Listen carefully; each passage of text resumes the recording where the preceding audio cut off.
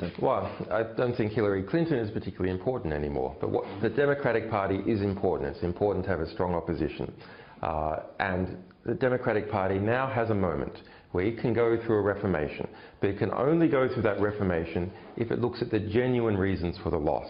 The genuine reasons, to my mind, for the loss is because the rigging of the primary process. They didn't pick the strongest candidate. So there's an internal market, which is the primary process. You battle it out with the different contenders, and the idea is that the strongest candidate is what you then send off into the main election. That didn't happen. Why didn't it happen? Because the DNC... It was rigged. The DNC no longer represented the genuine interests of the Democratic Party. And that's the problem. So my message to the US Democratic Party is now is a moment for reformation and for renewal of the Democratic Party. Take the information that we have published, which shows who the different players are and how they work within the DNC. Learn from it. Clinton. Learn from it and reform. And because every government has to have a strong opposition to keep it efficient, accountable, honest, etc. Let me ask about your message to Barack Obama through this prism. He's now joined the ranks of blaming WikiLeaks and Russia and hacking for having an influence in the election, meanwhile ignoring the documents from China, his own attempt to influence the Israeli election. But what would your message to him be? Well, there is a documented attempt to interfere with the election. We published it, which is the rigging of the primary process. What an irony, right? Yeah. There's the proof, but he's not focused on that. Right. Barack Obama, as if you like, as an elder statesman, he should be helping this reformation in the Democratic Party. That should be his natural position. And to do that properly, he has to be seen as someone who's independent and trustworthy by the Democratic base. An elder base. statesman. He has to pull away entirely from that Hillary Clinton network. Pull away entirely, say this was a problem, we've got to learn from it. He's not saying that, and I think it's just a terrible thing for the Democratic Party that he isn't. And frankly, it's not good for him either. He needs to be seen now as someone that's above all that he's above the fray. He's a fair arbitrator of the different factions. What would your advice to the incoming president, the president-elect, Donald Trump, be? I think it's to learn from that, to learn from the mistakes that were committed by Hillary Clinton, learn from the mistakes of Barack Obama, especially in this area of transparency. If you can get the information out as soon as possible, then you can correct as soon as possible. So I think that Donald Trump, early on in his administration, he needs to set a standard. He needs to go to someone in that cabinet.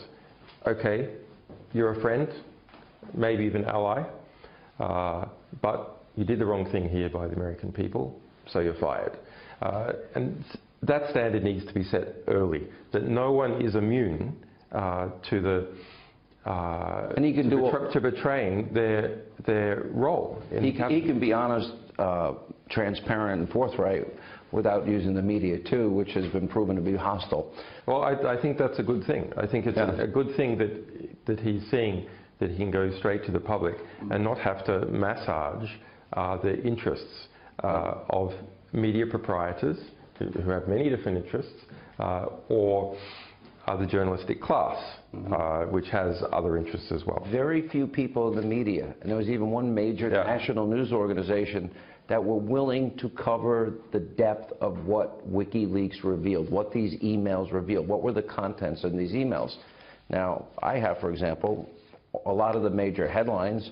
You know, you've got the collusion between media organizations, giving Hillary Clinton questions ahead of time, asking for questions that they can ask Republicans in a particular campaign. They're up to their eyeballs. They're giving Donna Brazile Donna Brazile is one. John Harwood is another. Katie Couric offering to showcase her personality. In other words, a fluff piece for her. And it goes further than that. Reuters, you know, then you have the New York Times and Politico. And they are literally giving them editing opportunities before an article is published. I've been interviewed by both those publications, and I can assure you that's never happened to me in my life, nor do I think that same consideration was given to Donald Trump. And welcome back to Hannity. So during my exclusive interview with Julian Assange, we discussed how WikiLeaks exposed the rampant collusion between the mainstream media here in America and the Clinton campaign. Let's take a look. I said in my country, Julian, that journalism is dead. I said it in 2008 because I was investigating Barack Obama and his backgrounds and his associations and his career and his lack of knowledge and his radical belief system. And everybody in the media ignored a lot of it.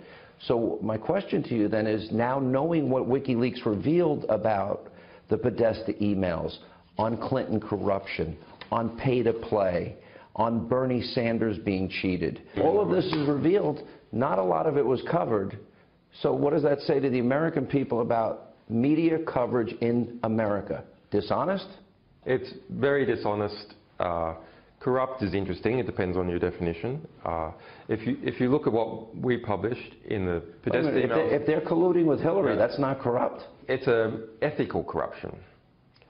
They're not identifying it to their audiences. They claim that they're objective journalists. It's ethically corrupt. Corruption also means something in law, which is that you're taking money in exchange. Okay. So I don't think that collusion. They're colluding, yeah. Okay, because they share her political agenda. Well, why else would they collude? Or they hate Donald Trump? I think that's an optimistic interpretation, that they share the political agenda. Well, explain that. It's more like, you rub my back, I'll rub yours. I'll give you, I'll give you information. You'll come to my, I'll invite you to my child's christening or our next big party, or do you know what I mean? We go to school or a state together. dinner. Yeah. So I think it's more, sadly, I think it's along those lines. But I look at this list of what WikiLeaks exposed. Can I just go back to this media question? What is the line now in the New York Times, MSNBC? Okay. The line is that WikiLeaks changed the result of the election. Okay. And as editor of WikiLeaks, we're quite happy to have the credit for exposing the corruption and behavior that was occurring in that Clinton team. And the DNC fixing things in relation to Bernie Sanders, we're quite happy to accept that. Was that your motivation? Was your motivation to influence the election?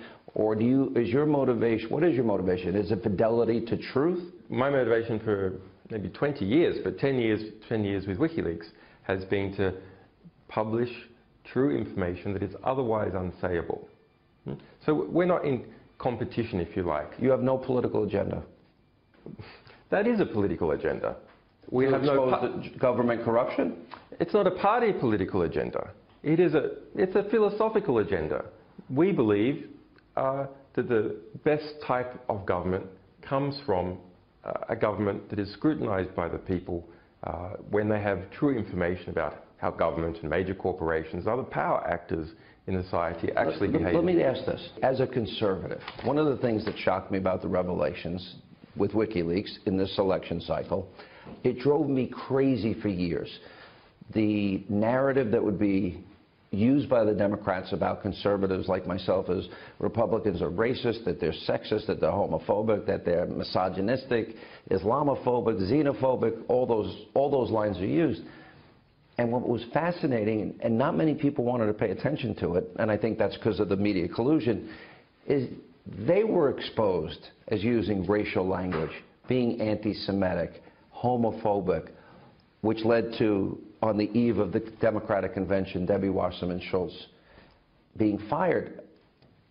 That, to me, was the type of thing that you sort of like open a window and things are not often the way they appear. Is this now a new reality going forward in terms of, if the media is not going to do their job, there are going to be more WikiLeaks in the future? Well, I certainly hope so.